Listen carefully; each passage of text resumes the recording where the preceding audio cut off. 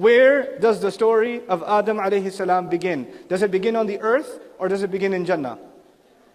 The story of Adam alayhi salam begins in Jannah.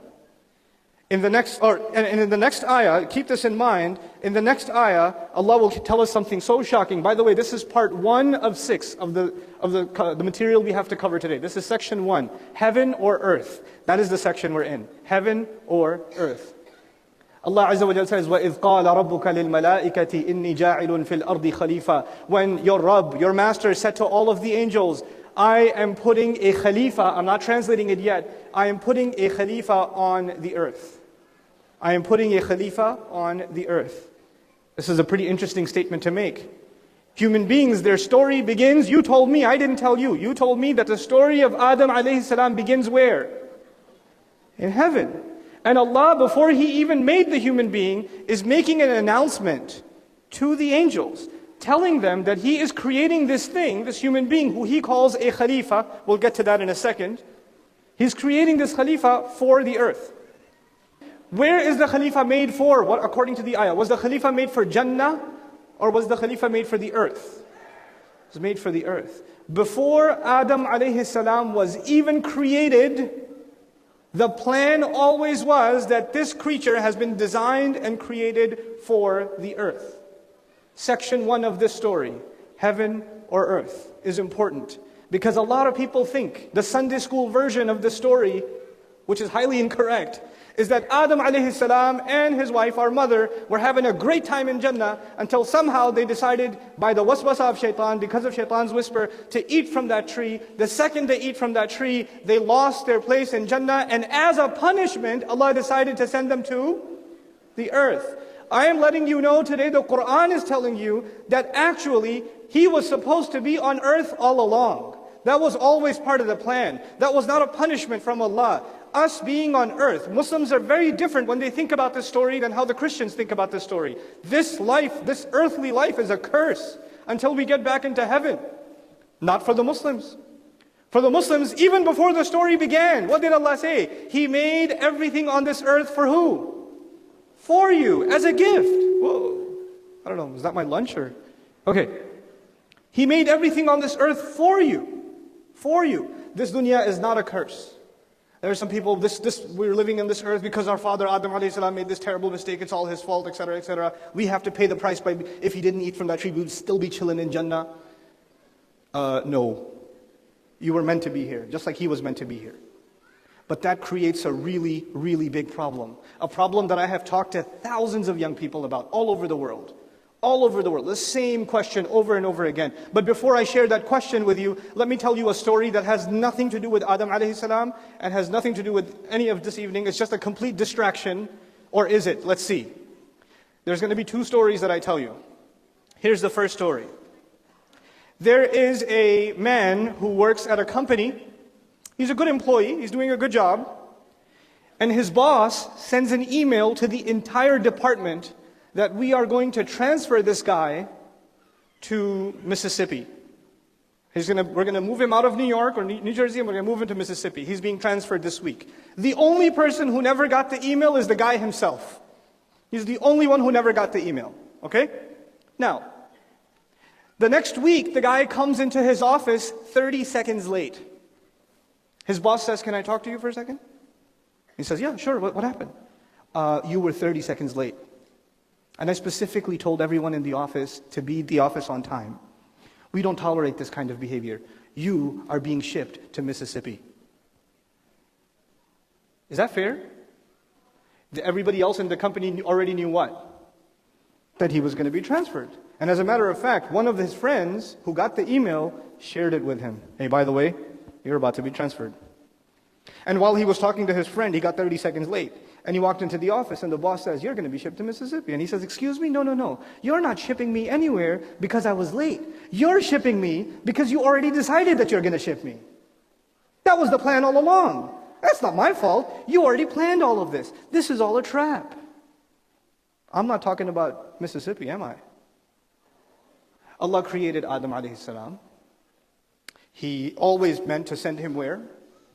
On the earth. Iblis comes and tells him, And this is actually in the Quran. Iblis comes and tells him, you need to eat from this tree. By the way, that tree was far, far away. Jannah is much bigger than earth. And there are lots of trees in Jannah. And all of them are full of fruits. Dhawata afnan. All of them are full of fruits. All of them have all kinds of, and they come to you. The fruits come to you. You know, you don't even have to make any effort. You're just told, just don't go near that one tree. That one tree of all the trees. And then Iblis comes and says, hey, by the way, from what I know, you were not created for Jannah. You were created for what? The earth. And you need to eat from that tree, and let me tell you why. Because the only kind of people that can stay here are either angels or permanent residents. You are neither of those things. Eating from that tree will either turn you into an angel, both of you. You'll become angels, or you will become permanent residents. I'm not making this up. This is all in Surah Al-A'raf, which the surah we're not talking about today. إِمَّا أَن تَكُونَ مَلَكَيْنِ أَوْ تَكُونَ مِنَ الْخَالِدِينَ. Either you'll both become angels, or you'll become permanent residents. So the motivation that was given to Adam alayhi salam to eat from the tree was actually had to do with his transfer. You need to understand this point. His transfer to where? The earth. He makes the historic mistake that he makes. Our mother makes the mistake with him. They eat from the tree. Allah decides to send them where? The earth. What could they turn around and say? Excuse me, you were always going to send us. You issued an email to all the angels that you're creating a khalifa for where? The earth. You even decided that before we were even created. Let me tell you the question young people ask me all the time. If Allah already knows what I'm going to do, how's it my fault? Allah's already decided where I'm going to end up. It's all a setup. The first, and by the way, the question of predestination is the oldest question in philosophy. Any of the students here, any college students here that have taken a philosophy course, you have dealt with the predestination problem. People that aren't even philosophically inclined have heard about this problem. Allah already knows everything, how is it my fault? The first human being on the earth was actually the first human being that could have asked the same question directly to Allah. But let me tell you another crazy story before we wrap this point up. Heaven or earth. Let's understand another part of this problem. I'll give you another story, and that has to do with another guy who works at another company. And he started as a janitor. He started just the lowest possible job in the company. And he got promoted a little bit. They let him become a security guard. He got promoted a few years later. Now he works at the front desk. He got promoted a little later. And after a few years, now he's actually an office manager.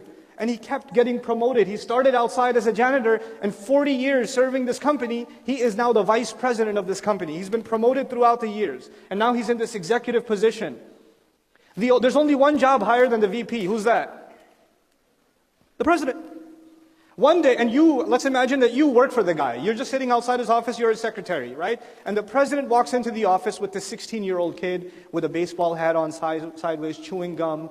This 16-year-old, and the president says, hey, by the way, VP, listen, this right here, this right here is your new VP. And you need to give him your chair, because that's his chair now. And why don't you go run and get him some coffee? What do you imagine happened next? If the VP that has made his way up over the course of 40 years is now being told to serve some 16-year-old coffee because he has his job now, what do you imagine is going to happen? You're going to hear some serious yelling and screaming. What are you, crazy? How old is this kid? He's still in diapers. He's going to take my job? You know how long I worked to get up to this position? You can't do this to me. This is ridiculous. Aren't you going to hear the story? And if you do hear it, who do you sympathize with? That's the really hard question. Who do you sympathize with? The kid or the VP? The VP. But I'm not talking about a VP, am I? Who do you think I'm talking about? I'm talking about Iblis. Shaitan worked his way up. He even started getting considered among the rank of the angels. And finally, they've put a rebellion down on the earth of other jinn that disobey Allah. And they come back victors, ready to be honored by Allah. And Allah makes the announcement, you need to do sajda to who? Adam. Excuse me? Who's he? What did he ever do? I just did so much work. I've been doing work for so long. I have provided this administration of Allah so many services. Where does he come along from? Now you know why I'm bringing this up? Because I'm comparing two individuals. I'm comparing Adam alayhi salam and Iblis. Listen carefully. Adam alayhi salam was honored by Allah. Yes or no? Iblis was honored by Allah at one point. Yes or no? Yeah. Adam alayhi salam was given a position even in some sense higher than the angels. Iblis, some argue leadership over the angels, some argue even at least at the rank of the angels. He was given a high rank too. Adam alayhi salam ended up disobeying Allah, yes or no? He did. Iblis disobeyed Allah, yes or no? They have a lot in common. Up until now, they have a lot in common. But there is one difference. Adam alayhi salam, when he was demoted, when he was sent down to the earth, he could have asked a logical question. And his logical question would have been, Ya Allah, you always planned to send me to the earth. How is this my fault? Couldn't he have asked that question? Sure. But did he ask that question? No. Iblis can also ask a logical question. خَلَقْتَنِي مِن نَارٍ وَخَلَقْتَهُ مِن طِينٍ. You made me from fire. You made him from dirt. What is he worth? Look at him. It's actually pretty logical. It is logical. Both of them were in a position to ask or make a logical complaint to Allah. And yet, one of them is cursed forever, and the other one, the door of hope remains open. Why? Because one of them decides that whether things make sense to me or not, I have to trust the wisdom of Allah. Whether things make sense to me or not, I have to trust the wisdom of Allah. If there is a fault, whose fault is it? My own. I have to take personal responsibility. I did something wrong. Who is that? Is that Adam or Iblis who takes personal responsibility? Adam alayhi salam. And Iblis says, actually, you made me slip.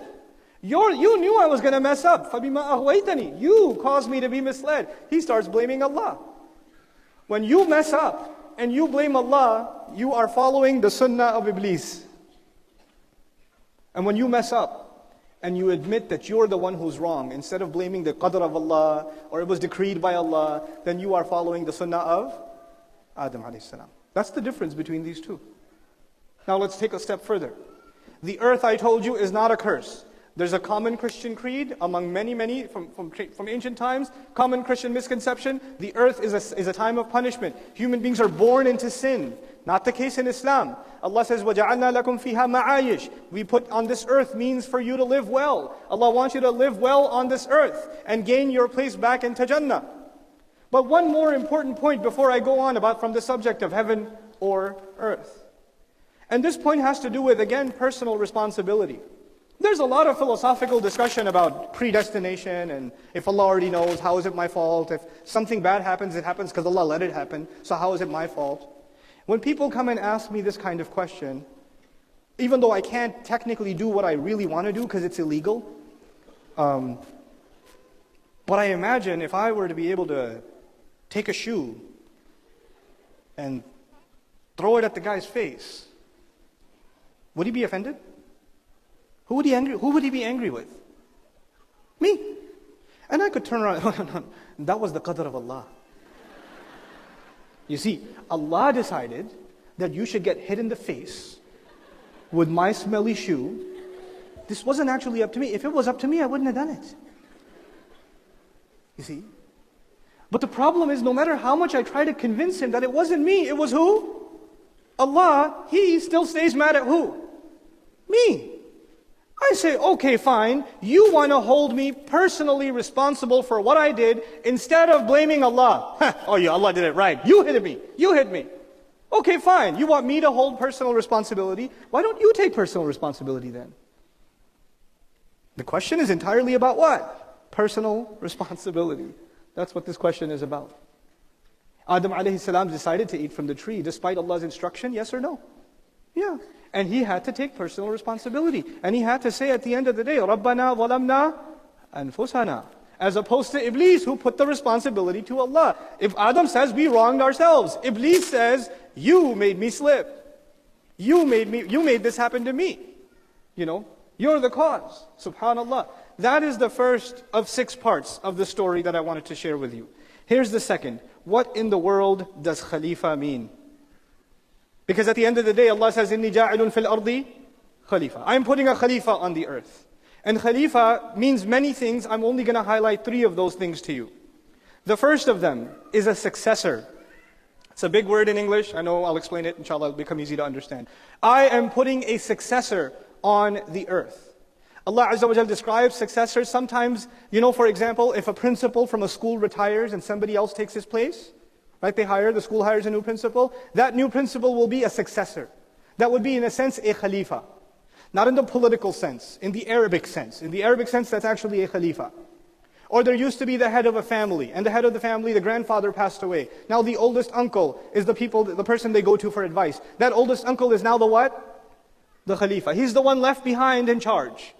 So this is an idea of charge. I will leave somebody that will keep passing on responsibility. This is the first meaning of the word khalifa. In other words, you were passed a responsibility from the people who came before you. And you are going to have to pass responsibility on to the people that come after you. That is especially true within your own family. Your parents handed you certain responsibilities, and one day you'll become a parent, or you're already a parent, and you're in the process of handing the same responsibilities down to your kids. About this, Allah Azza wa Jal says in the Quran, وَرَبُّكَ الْغَنِيُّ ذُو الرَّحْمَةِ. It's such a beautiful ayah. Your Rabb, your Master is ghani. He doesn't need anybody. He possesses all kinds of love and mercy. He does not need you on this earth. And then He says, إِن يَشَأْ يُذْهِبْكُمْ وَيَسْتَخْلِفْ مِن بَعْدِكُمْ مَا يَشَاءُ.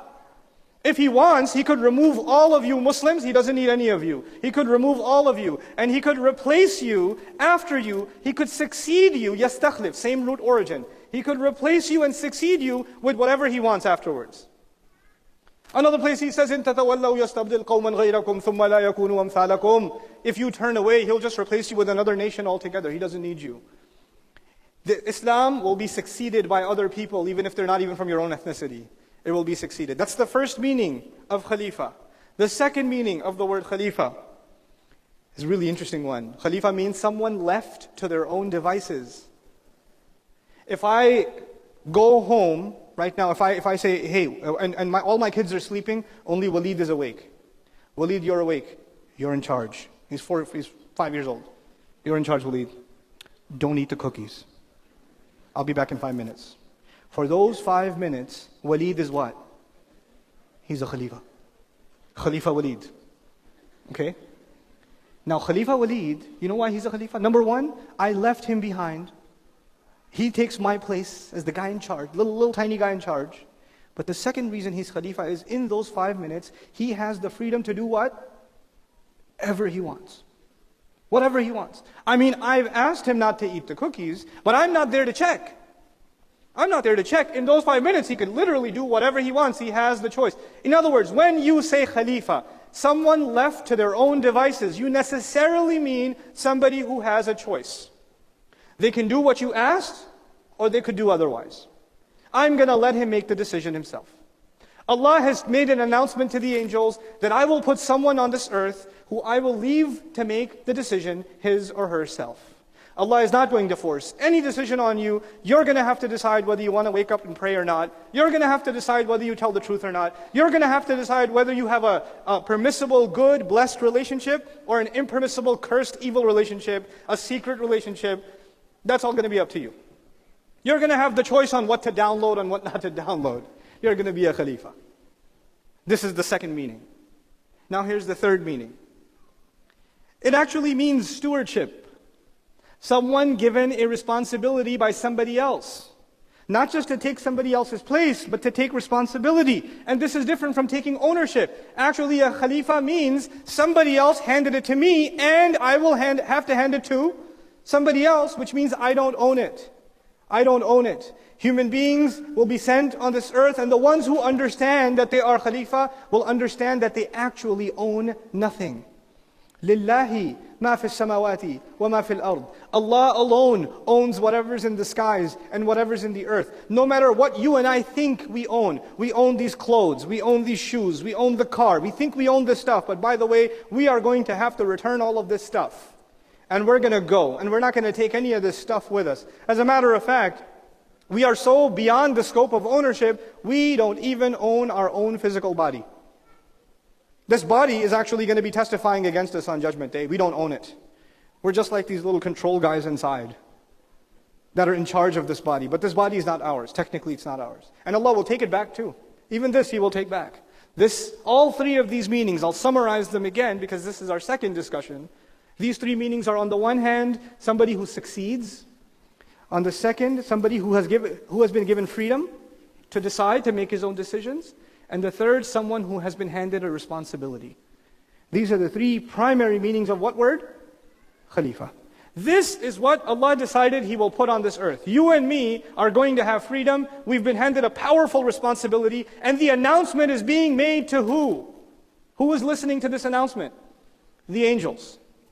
The angels are listening. Allah is talking directly to the angels. I have decided to put a Khalifa on the earth. Now the angels are actually quite a bit in shock.